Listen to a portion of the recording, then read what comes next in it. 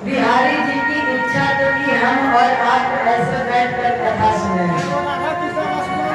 कल बोला भी था हमने, शायद बिहारी जी की कृपा हो गई, बारिश तो निकल गई। बोलना तो चाहते नहीं थे, लेकिन चलिए बिहारी जी की इच्छा जो हुआ। आइए प्रश्न पर चर्चा करें। कल हम सभी ने बड़े ही धूमधाम से रुक्मणी मंगल की चर्चा सुनी। रुक्मणी जी का हाथ पकड़ के भगवान इस तरह निर्विघ्न होकर चल पड़े, जैसे भेड़ के झुंड में सिंह घुस जाए और जो भेड़ उसे अच्छी लगे वो मुंह में दबा ले। क्यों? क्योंकि उसे तो किसी बात का डर नहीं है। उसी तरह निर्विघ्न होकर हमारे बिहारी जी चल पड़े। सखियां भागी दरबार में पहुंची रुक्मिणी के पास। सखियों ने कहा, रुक्मिणी अनर्थ हो गया।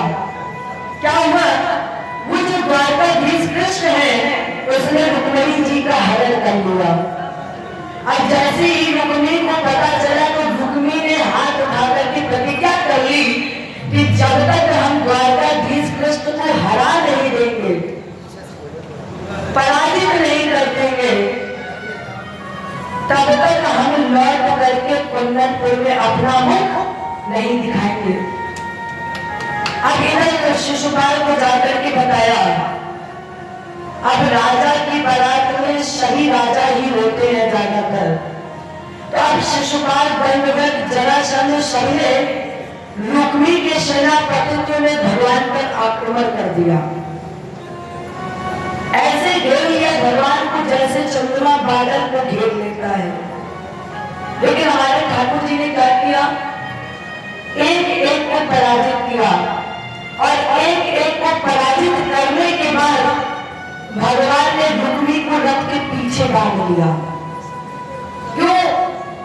भगवान ने सोचा ये प्रतिज्ञा करके आया है कि जब तक ये मुझे हरा नहीं देगा तब तक ये लौट कर कुंदनपुर नहीं जाएगा, और ये ना तो मुझे हरा पाएगा, पराजित नहीं कर पाएगा। इसलिए इसके पास केवल एक ही रास्ता बचेगा, वो रास्ता है आत्महत्या का। और अगर कहीं ये मर गया तो फिर एक साल कम हो जाएगा। इसलिए भगवान ने रुक्मिणी को रथ के पीछे बांध लिया। बलराम भैया द्वारका में आए। आप लोगों को आवाज समझ में आ रही है? पीछे आ गए बाबा। तो बलराम भैया इधर द्वारका में आए। दौड़ा ने देखा सभी मौजूद हैं लेकिन कन्हैया नहीं थे। बलराम भैया ने कहा, जाओ कन्हैया को बुला कर लाओ।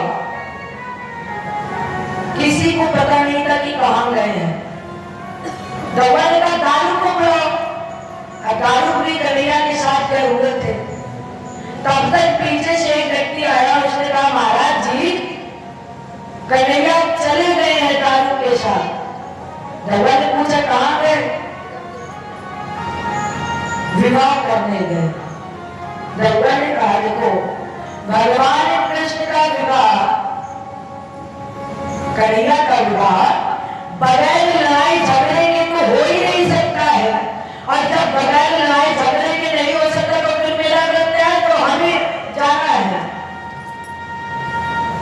लोगों ने कहा विवाह का होना होगा तो अभी तक हो गया होगा, क्या करोगे जाकर? दौड़ा ने कहा, नहीं, मेरा व्रत तैयार करो, मैं भी जाऊंगा। तो अब बलराम जी का रथ तैयार हुआ। बलराम भैया कुंदनपुर से द्वारका से कुंदनपुर की तरफ और कन्हैया उधर से आ रहे थे। कन्हैया ने देखा कि दौड़ा आ रहे हैं, बड़े गुस्सैल है, बड़े जिद्दी है, इन्हें कहीं गुस्सा ना आ जाए। तो कन्हैया वहीं पर रथ से उतर गए।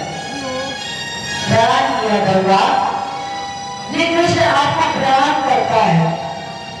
अब दौड़ा ने इन्हें आशीर्वाद दिया नहीं दिया ये नहीं देख रहे, फिर करके रुक्मणी जी की तरफ देख रहे हैं और कह रहे, अरे रुक्मणी, तू अभी तक रथ पर बैठी है, तुझे पता है कि कौन है?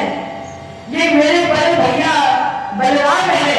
इसलिए रुक्मणी जी जल्दी रथ से उतरिए और उन्हें प्रणाम करिए।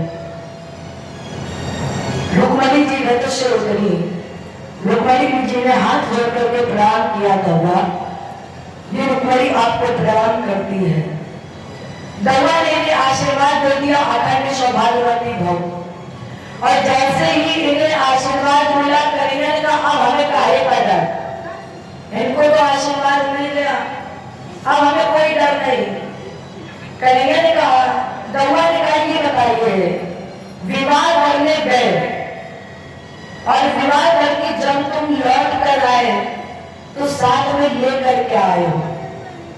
क्योंकि आजकल विदाई के समय देखो बढ़िया एसी, दीवान, फ्रिज, सोफा, इसलिए आप हम बताओ, विवाह करके आए हो तुम ले करके आए साथ में? करेगा ने कहा, जो कुछ भी है रथ के पीछे बना है, जा करके देख लीजिए। और जैसे ही दौड़ा रथ के पीछे गए तो वो हाथ पैर हिला रहा था, छटपटा रहा था। दौड़ा ने पूछा, लाला ये क्या है? करेगा ने कहा, जो कुछ है वो सब यही है। इससे पहले रुक्मणी जी ने कहा, दौड़ा, ये मेरा बड़ा भाई है, माना उस पृथ्वी मंडल पर ये शासक नहीं कसाई है, लेकिन फिर भी मैं कहती हूँ, आखिर वो मेरा भाई है। दौड़ा, मैं जानती हूँ बड़ा क्रूर है, अधर्मी है, अन्यायी है, पापी है, कसाई है, निराधम है, लेकिन दौड़ा जैसा भी है मेरा भाई। इसलिए दौड़ा इसे बंधन मुक्त करा दीजिए। तो बलराम भैया ने आदेश दिया कि छोड़ दो इसे। आदेश से भगवान ने इसे बंधन मुक्त किया, लेकिन ये प्रतिज्ञा करके आया था, इसलिए इसने वहीं पर नगर बसाया और वहां तक राजा बन गया। लेकिन शिशुपाल अब जनवासन में रो रहा है, सोच रहा है कि बारात लौटा कर कैसे ले जाऊं। लोग क्या कहेंगे? धनघोष पुत्र चैत्र सम्राट शिशुपाल विवाह करने गया और पत्नी का हरण कृष्ण ने कर दिया। खाली हाथ लौट कर जाएंगे तो मेरी बड़ी बदनामी होगी, इसलिए मैं वापस कैसे जाऊं? शिशुपाल के कुछ मित्र बोले, महाराज जी मेरे पास एक उपाय है, आप वो उपाय करिए, किसी को पता नहीं चलेगा। शिशुपाल ने कहा, क्या करें? बोले, जहां पर पत्नी विदाई के समय बैठती है वहां पर आप बैठ जाइए। माने पालकी पर जब पत्नी की विदाई होती तो पालकी पर लड़की बैठती है, तो वही पालकी पर आप बैठ जाइए। आप राजा महाराजा हो, आप पालकी अंदर उतरवा लेना, कोई आपको रोकेगा भी नहीं। तो अब राजेंद्र शिशुपाल उसी पालकी के अंदर बैठा हुआ है। जैसे एक लड़की विदाई के समय रहती है, उसी तरह शिशुपाल पालकी पर बैठकर विलख रहा है, रो रहा है। कार पालकी को लेकर चल पड़े। थोड़ी दूर पहुंचे, कार थक गए। कारों ने सोचा क्यों ना पालकी को यहीं पर रख दी जाए और जल पी कर आते हैं। तो आप पालकी को वहीं पर रखकर बाहर चले गए, लेकिन वहां पर दो माताएं थी। माताओं ने देखा, कैसे कहा है, अरे अभी अभी नया विवाह हुआ, अनजान शहर है और बाहर ऐसे ही छोड़कर चले गए। तो वो दोनों माताएं पहुंची पालकी के पास। अब उन माताओं को क्या पता कि पालकी के अंदर कौन बैठा है, समझाने लगी, घूंघट था। माताओं ने कहा, देवी घूंघट, ये तो हर प्रकृति का नियम है कि एक लड़की को एक ना एक दिन दूसरे के घर जाना ही है। इस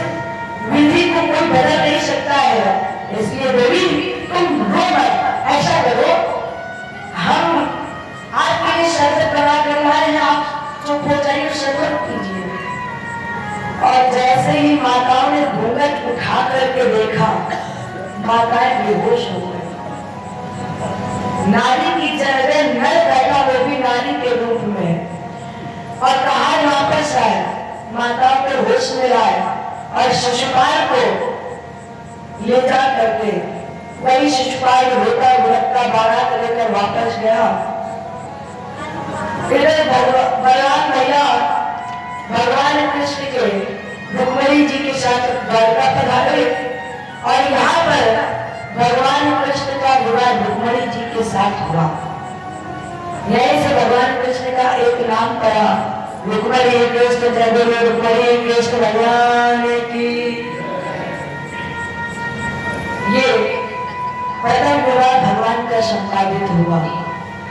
कामस्तु वासुदेवांसु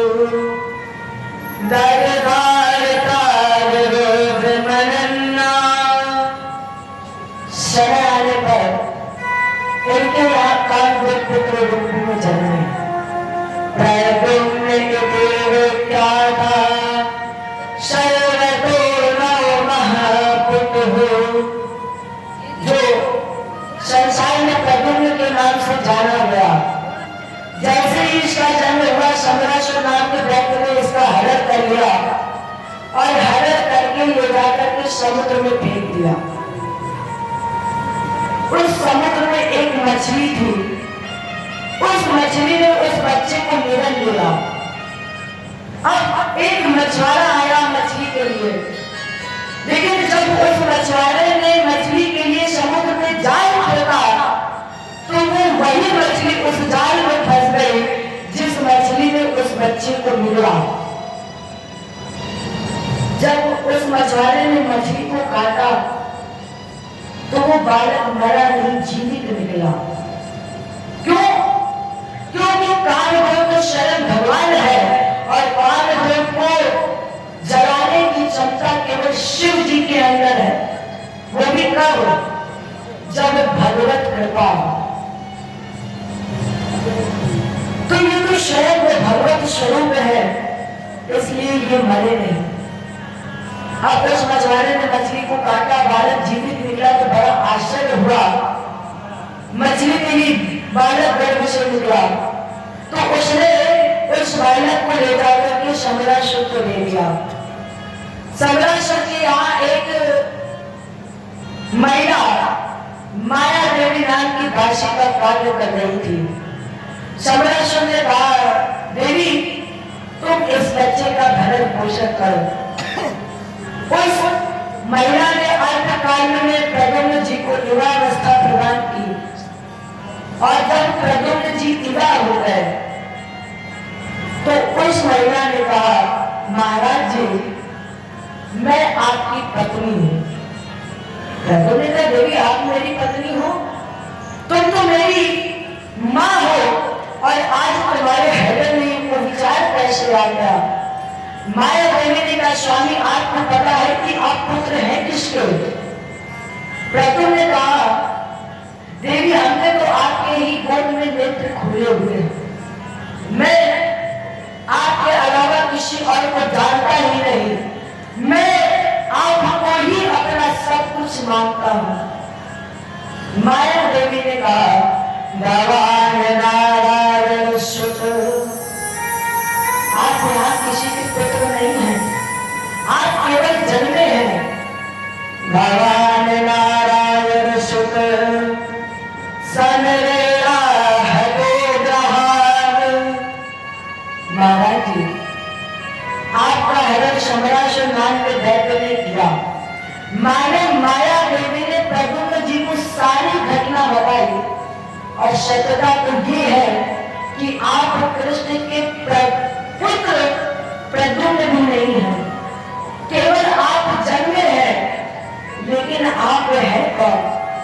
बोले आहम देखता पत्नी रति कामो प्रभान प्रभु। मैं आपकी पत्नी हूँ और आप कामदेव हैं। आप लोगों ने रामचरितमानस पढ़ी होगी तो उसमें एक प्रसंग है, जब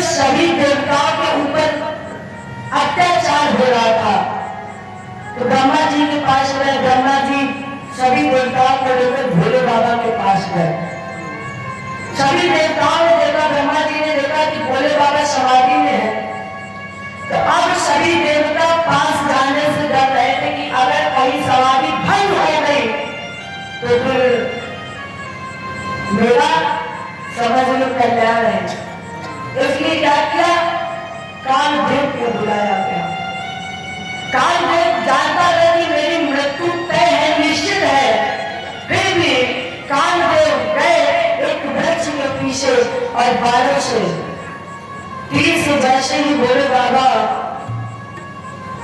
एक दम से जैसे ही तीर लगा तो भोले बाबा का तीसरा नेत्र खुला। बाएं देखा, दाएं देखा, नहीं दिखे। जैसे ही सामने दृष्टि पड़ी, कालदेव था, कालदेव जल करके भस्म हो गया।